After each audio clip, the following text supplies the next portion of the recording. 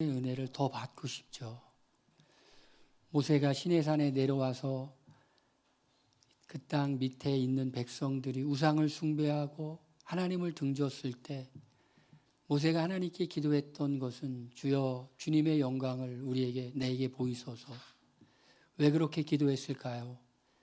주님의 영광 가운데 머물렀던 것이 너무나 좋았기 때문에 40일 동안 산에서 금식하며 하나님을 만났는데 내려오니 그 자리가 너무 그리운 겁니다. 저는 우리 교회의 예배 시간이 그런 시간이 되면 참 좋겠다라는 것이 제 마음의 소원입니다. 베드로도 높은 산에서 주님의 영광을 보았죠. 예수님께서 옷이 이렇게 휘어지고 그리고 모세와 엘리야가 나타났죠. 너무 좋았죠. 주님의 임재가 나타나는 곳에는 늘 평강과 기쁨이 넘치게 되죠. 때로 하나님이 은혜를 주는 특별한 경우가 있습니다. 그런 거를 우리는 대각성이라고 말하기도 하고 또는 부흥이라고 말하기도 합니다. 어느 순간을 그렇게 표현하냐면 사람들이 하나님의 임재를 깊이 느낄 때예요. 하나님의 임재를 깊이 느끼면 우리가 누구인지를 알게 되죠. 그리고 우리 자신의 죄됨을 고백하게 되고 그리고 하나님이 우리를 새롭게 만드시죠. 이것이 우리가 받는 하나님의 가장 큰 은혜입니다. 하나님의 백성들이 정말 갈망해야 될 것은 하나님의 은혜를 갈망하는 거죠. 그런데 이런 예배의 자리에 정말 하나님이 우리에게 임하시죠. 우리가 집에서 있을 때보다 훨씬 더 강력하게 예배의 자리에 오면 주님의 임재를 경험하게 됩니다. 그런데 그것이 우리의 일상 속에서도 경험될 수 있을까입니다. 신앙과 삶이 어떻게 균형을 이룰 것인가. 그냥 예배당에서만 우리가 이렇게 주님을 느끼고 그리고 삶 속으로 들어가면 분리된 삶을 사는 것이 당연한 것인가? 아니면 우린 예배 시간에 주님의 은혜를 깊이 느꼈다면 우리가 살아가는 가정이나 직장이나 사업체나 교회 밖에 있는 모든 삶 속에서 하나님의 임재를 느끼는 것이 당연한 것인가? 하나님의 임재 연습이라고 하는 책을 쓴 노렌스라고 하는 사람이 있죠. 수도원에서 이제 심부름하는 사람이었어요. 그런데 나중에는 부수도원장까지 이렇게 올라갔는데 그가 이렇게 일상 속에서 하나님을 경험하게 돼요. 편지를 나누죠. 어떻게 하나님을 경험할 수 있고 어떻게 하나님을 느낄 수 있는가를 이렇게 사람들에게 편지를 써서 알려준 것이 오늘 이렇게 책으로 되어 있죠. 우리 이런 고백하는 것이 정말 믿는 사람의 고백이에요. 주님, 저는 주님 앞에 있는 것이 영원한 즐거움이 있습니다. 주님 앞에 있는 것이 정말 너무 좋아요. 그런데 예배 시간만이 아니라 교회 온 시간만이 아니라 가정에서도 일터에서도 주님을 느끼기를 원해요. 그런 걸 느낀다면 정말 복받은 사람이죠. 저는 교회 청소를 깨끗이 해놓고 제 방에 이렇게 앉아있으면 그렇게 마음이 너무 좋을 수가 없어요. 참 행복하다, 감사하다, 기쁘다 그런 생각을 해요. 하나님이 참 은혜를 주시는구나. 하나님이 궁일이 여기시고 불쌍히 여기시는구나. 이제 우리 교회가 여기로 온 지 벌써 5년쯤 지났는데도 이 마음이 제가 바뀌지가 않아요. 이제 시간이 흘러가면 사람들은 감사한 마음이 없어지고 감사가 당연한 것이 되고 당연한 것이 권리가 되잖아요. 그리고 주님께 더 요구하죠. 그런데 아직까지 그렇지가 않아요. 앞으로도 안 그럴 것 같아요. 주님 앞에 이렇게 있으면 감사가 계속해서 이렇게 나와요. 내 일상 속에서도 이렇게 하나님을 만나며 살아야 되겠다. 우리가 교회를 세우는 덕 있는 그리스도인의 오늘 7번째 주제예요. 어떻게 하면 교회를 세우는 사람이 될 것인가? 교회를 세운다라는 단어는 오이코도메오라는 헬라어 단어를 쓰는데 그 단어는 또 다른 곳에서는 덕이라는 말로 번역이 되었어요. 그러니까 덕이라는 건 뭘까? 덕이라는 것을 세우는 거예요. 교회를 세우는 거예요. 그런데 교회에서만 우리가 덕을 세우는 사람으로 존재할 것인지, 아니면 우리 일상에서도 덕을 세우는 사람으로 존재할 것인지에 대한 얘기를 오늘 하는 거예요. 신앙과 삶의 균형이라고 제가 제목을 정했는데, 이렇게 보니까 설교를 또 준비하다 보니까 사실은 신앙과 삶의 균형이라기보다는 신앙과 삶의 일치인 거죠. 신앙생활은 교회에서 하고, 그리고 나머지는 내 마음대로 사는 것이 아니라, 신앙생활은 교회에서 할 뿐만 아니라 우리의 삶의 모든 영역에 있어서 우리가 바로 그렇게 살아야 되는 것, 신앙생활이다 라는 거죠. 하나님을 만나는 다양한 방법이 있어요. MBTI에 다양한 기질이 있는 것처럼 사람마다 하나님을 만나는 다양한 방법이 있어요. 어떤 사람들은 축제와 열정으로서 하나님을 만나는 영성을 갖고 있는 사람도 있어요.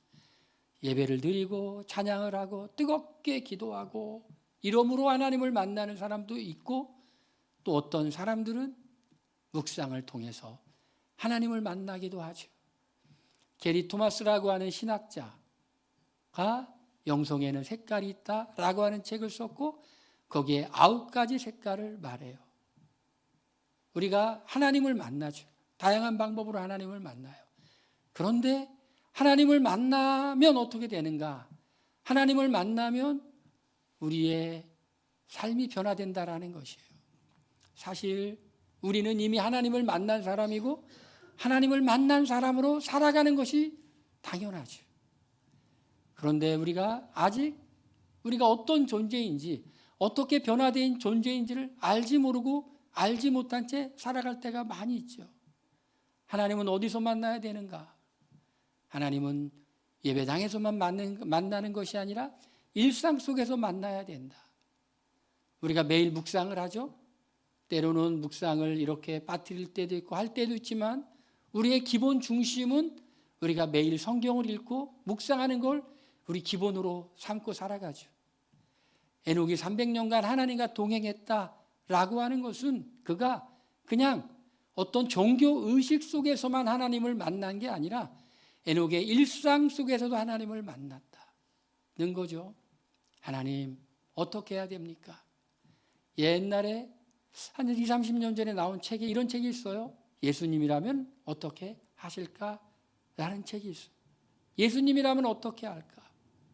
또 제가 어제 이렇게 규장에서 나온 하나님의 음성을 듣는 법이라고 하는 책을 이렇게 보는데, 미국에 유학 갔다가 MDB 과정을 하고 박사과정에 합격했지만 하나님의 인도하심을 따라 박사과정을 포기하고 한국에 와서 부목사 생활하는 목사님의 글이었어요.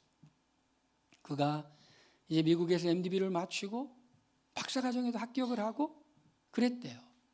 그런데 하나님이 그 마음 가운데 긴 기도를 하는 동안에, 아내와 함께 긴 기도를 하는 동안에 그런 감동을 주셨대요. 내가 너를 박사 공부하게 부른 것이 아니라 너는 다른 부르심이 있다. 그래서 한국에 들어와서 목회를 해요. 일상 속에서 우리가 하나님을 경험하고 하나님을 느끼는 거예요. 이 자리에서만 하나님을 느끼는 것이 아니라 삶의 모든 영역에 있어서 느끼는 거예요. 직장에서도 느끼는 거예요. 주님, 어떻게 하면 좋습니까? 어떻게 해야 됩니까?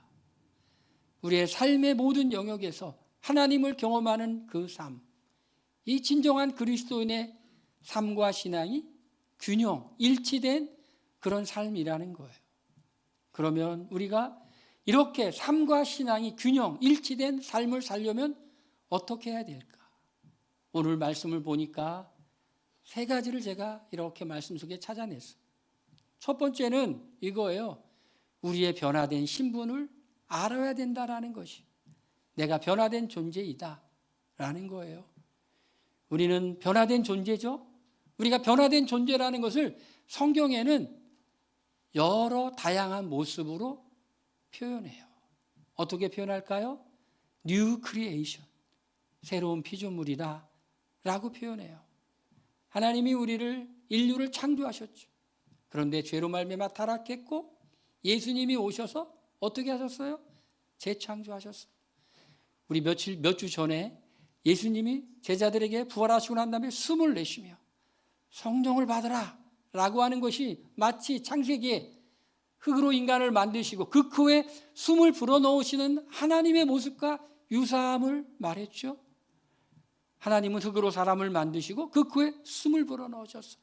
생명이 된지라 살아있는 존재가 되었어요. 예수님은 부활하시고 난 다음에 숨을 내쉬며 성령을 받아라. 성령은 재창조의 영. 니고데모에게는 주님이 그렇게 말씀하셨어요. 물과 성령으로 거듭나지 아니하면 하나님 나라를 볼 수 없느니라. 우리는 거듭남을 통해 뉴 크리에이션, 새로운 피조물이 되었어요. 우리 새로운 피조물이 된 것을 성경은 또 다른 곳에서는 이렇게 표현하기도 해요. 연합한 존재다라고 말해요. 여러분, 믿는다는 게 이런 의미도 있는 거예요. 믿는다는 건 다양한 의미로 설명할 수 있는데 믿는다는 것은 요한복음에서 영접하는 거예요. 요한복음을 보면 믿음이라는 얘기가 굉장히 많이 나와요. 그런데 믿음이라는 말과 유사하게 나오는 말이 있어요. 1장 11에 영접이에요. 믿는다는 게 뭐냐? 믿는다는 것은 영접하는 거예요. 예수님을 영접하는 거예요. 요한복음 17장에는 하나님과 그의 아들 예수 그리스도를 아는 것이다 라고 말해요. 이 아는 것, 또 알을 통해 단순한 지식이 아니라 경험적 알미죠. 믿는 거예요. 믿는 것. 그런데 믿음이라는 것은 영접하는 건데 믿음의 또 다른 측면은 연합하는 거예요. 그러므로 너희가 그리스도와 함께 살리심을 받았으면 이라고 말해요. 함께라고 말해요. 함께가 뭐예요? 연합이죠. 우리는 믿을 때, 우리가 예수님을 믿을 때, 우리가 예수님의 죽음과 함께 우리는 연합해서 우리는 죄에 대하여 죽은 자예요. 우리가 믿을 때 예수님과 부활에 연합해서 우리는 의에 대해 산 자가 되었어. 우린 죄에 대하여는 죽고 의에 대해 산 자, 예수님과 연합함으로 이걸 또 다른 말로 뭐라고 한다고요? 새로운 피조물, 뉴 크리에이션이라고 말해요. 재창조된 거예요. 그런데 오늘 말씀해 보니까 연합된 존재라고만 말하는 것이 아니라 또 이렇게도 말하고 있어요. 새 사람을 입었으니 라고 말해요. 새 사람을 입었다 라고 말해요. 새 사람과 대조되는 옛사람이 있죠. 옛사람은 죄악된 본성, 그리고 결국에는 심판받을 수밖에 없는 그런 존재, 이게 옛사람이에요. 새 사람은 뭐예요? 새 사람은 새 생명의 사람, 예수님을 믿음으로 말미암아 거듭난 새로운 피조물. 그런데 이 새 사람을 여기에 보니까 어떻게 표현하고 있어요? 성경에 입었다라고 표현해요. 입었다라고 표현해요. 새 사람을 입었다. 여러분, 옷 입는 것처럼 입은 거예요. 누가복음 24장에 보니까 성령의 능력이 너에게 입히울 때까지 이곳을 떠나지 말라라고, 옷 입는 것처럼 얘기해요. 옷 입는 것처럼. 에베소서에는 어떻게 얘기합니까? 옛사람을 벗어버리고 새 사람을 입으라, 이렇게 말. 옷을 입는 것처럼 말. 이 옷을 통해서 우리에게 보여주고자 하는 하나님의 뜻은 무엇일까요? 그거는 우리가 새로운 신분의 사람이 되었다라는 것이, 새로운 신분의 사람이 되었다라는 거예요. 너희는 하나님이 택하사 거룩하고 사랑받는 자처럼 긍휼과 자비와 겸손과 온유의 오래 참음을 옷 입고라고 말하고 있어요. 옷 입고라고 말해요. 옷을 입어요. 옷은 뭐를 상징한다고요? 신분을 상징한다고요. 왕복은 아무나 입을 수가 없었어요. 왕복을 입고 다녀요? 그러면 안 되죠. 잡히죠. 역적죄로 처형되죠. 왕복은 왕만 입는 거예요. 신분 사회에 있어서 왕이 입는 색깔 아무나 입을 수가 없어요. 고위 관직들이 입는 색깔 아무나 입을 수가 없어요. 신분을 나타내요. 신분, 우리가 옷 입었다라고 하는 하나님의 자녀의 신분이다. 예수님으로 말미암아 구원받은 신분이다라고 말해요. 그런데 무슨 옷을 입었을까? 여기에 보니까 긍휼과 자비와 겸손과 온유와 오래 참음을 옷 입었다. 여러분, 긍휼, 자비, 겸손, 온유, 오래 참음, 이 성품을 갖고 있는 사람이 누구일까요? 우리가 생각나는 사람이 있죠? 예수님이죠. 예수님이에요. 하나님이에요. 그러니까 우리는 뭘로 옷 입었느냐? 하나님의 성품을 드러내는 옷을 입었다라는 것이. 하나님의 사랑은 오래 참아주시는 사랑이죠. 오래 참아주시는 사랑, 긍휼히 여겨주시오. 불쌍히 여겨주세요. 불쌍히 여겨주세요. 그리고 자비죠. 겸손이죠. 예수님이 하나님의 본체시나 동등됨을 취할 것으로 여기지 않아 자기를 비워 종의 형체를 가진 이 겸손, 온유는 잘 길들였다는 거예요. 오래 참음. 하나님은 오래 참으시죠. 오래 참으시고, 오래 참는다는 건 오래 기회를 준다는 거예요. 오래 옷 입었다. 그런 사람이 되었다라는 것이. 그런 사람. 여러분, 이런 삶은 우리가 이 자리에서만 우리끼리만 보여줄 삶이 아니라는 것이. 교회를 벗어나서 우리의 일상에서 보여줘야 된다라는 것이. 보여줘야 돼요. 겸손의 모습을 보여줘야 되고, 온유의 모습을 보여줘야 되고, 오래 참음의 모습을 보여줘야 되고, 긍휼과 자비의 모습을, 그런 옷을 입었다라는 것을 그걸 보여주라는 거예요. 즉 아가소스, 하나님의 성품을 나타내는 인생을 살으라는 거예요. 여러분, 혹시 이 말씀을 들을 때 굉장히 부담스럽지 않으신가요? 너무 큰 욕을 하고 계신 것은 아닌가요? 우리가 받는 것은 좋은데 뭘 하라고 하면 부담스럽잖아요. 이것이 우리의 의무라면 우린 무척 힘들 거예요. 무척 고통스러울 거예요. 왜냐하면 우리는 그런 사람이 아니기 때문에, 우리가 그런 것을 행할 수 있는 능력이 없기 때문에. 우리 얼마나 이기적인 존재예요. 얼마나 우리는 이렇게 자기중심적인 사람이에요. 우리 자신을 드러내고 싶고, 그리고 우리에게 잘못하는 사람에게 보복하고 싶고, 참지 못하는 사람인데 그렇게 살으라고 그러니 우리 너무나 힘들죠. 그런데 우리에게 소망이 있어요. 그 소망은 뭐냐면, 두 번째 말씀을 보니까 말씀이 우리에게 풍성히 거하게 하는 거예요. 말씀이 우리의 삶을 지배하게 하는 것. 그리스도의 말씀이 너희 속에 풍성히 거하며 라고 돼 있어요. 야, 뭐 헬라어까지 써놨죠, 제가.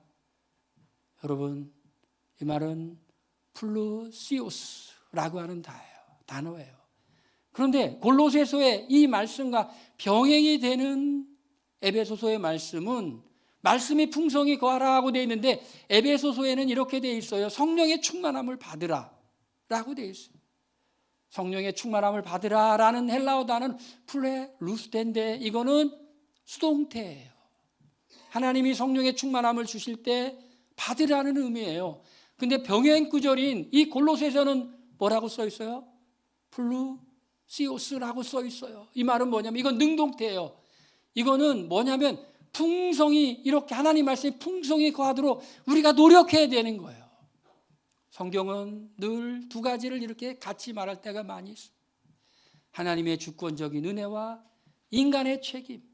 성령 충만함의 은혜는 하나님께서 주시는 것이기 때문에 우리가 받아야 되지만, 풍성히 거하게 할 책임은 우리에게 있다라는 것이. 풍성히 거한다라는 말은 무엇일까요? 그것은 말씀이 우리 안에 조금 있는 것을 의미하는 것입니다. 넘치도록 있는 것, 내 잔이 넘치나이다.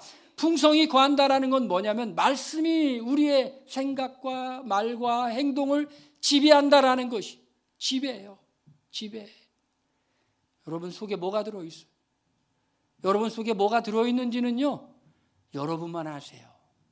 근데 다른 사람이 짐작하죠? 어떻게 짐작해요? 뭘 보고 짐작해요?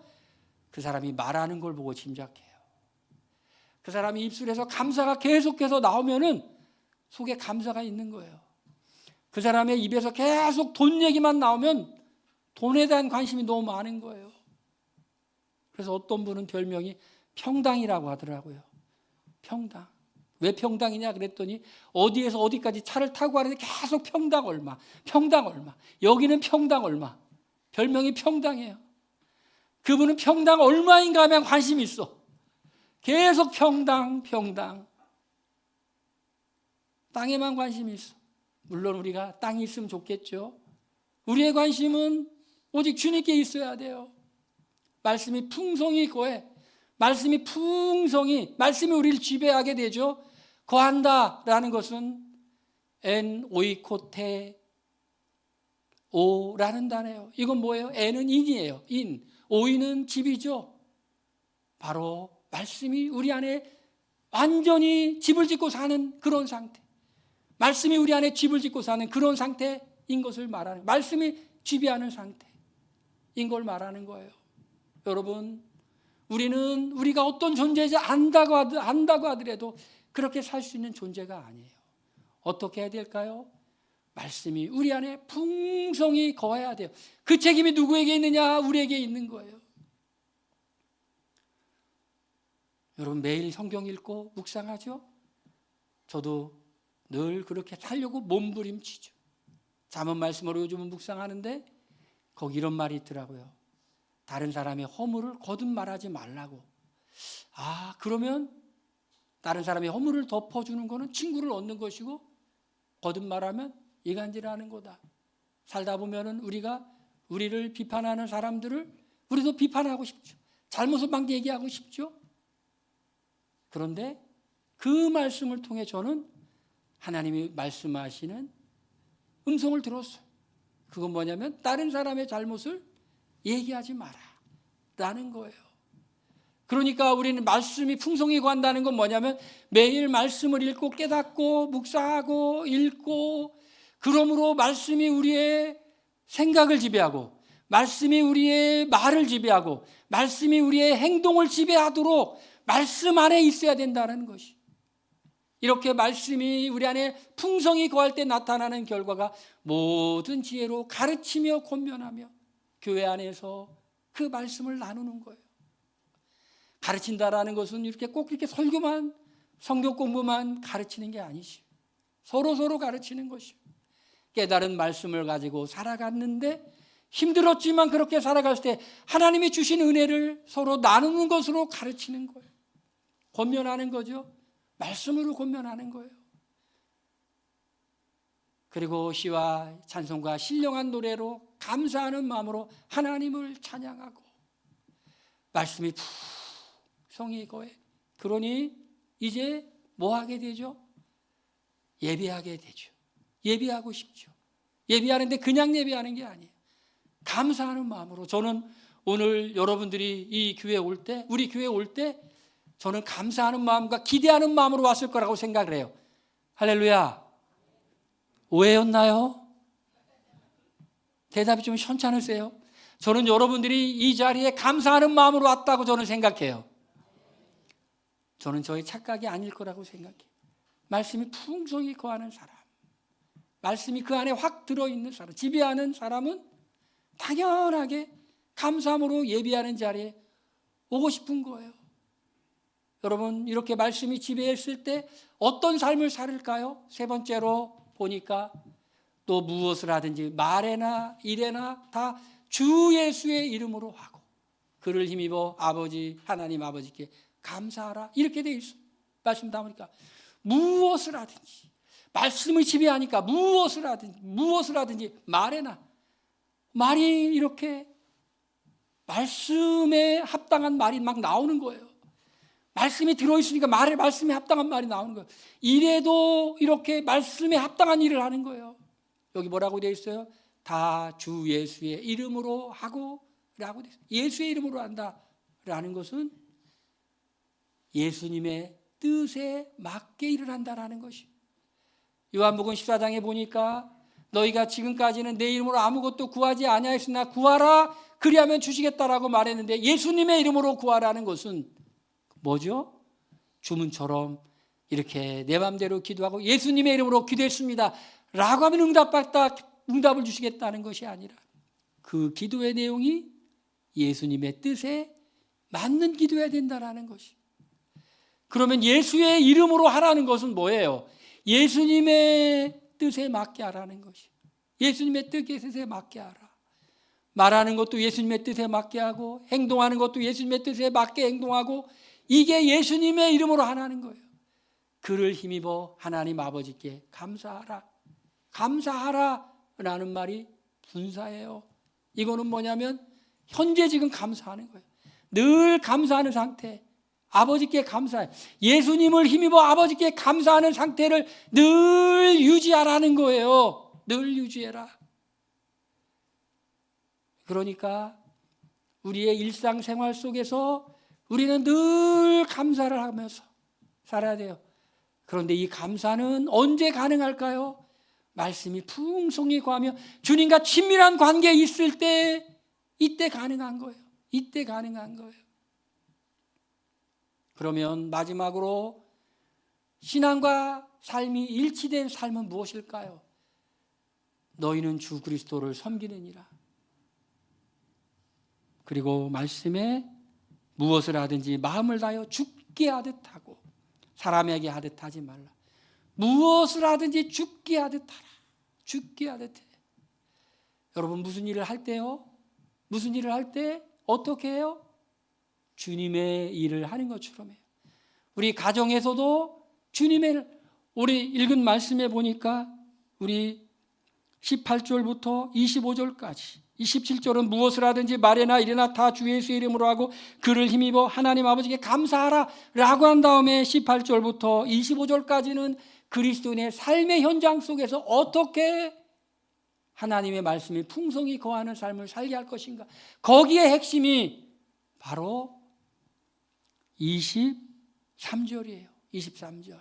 무슨 일을 하든지 마음을 다하여 죽게 하듯 하고 사람에게 하듯 하지 말라. 죽게. 어떤 사람을 대하는데 그 사람을 대하는데 누구를 대하듯이 대하라. 예수님을 대하듯이 대하라 라는 것이. 우리가 일터에서 일을 하는데 뭐 하는 것처럼 해라. 하나님을 섬기는 것처럼 해라 라는 거예요. 일과 신앙의 균형. 이렇게 이런 삶은 언제 가능할까요?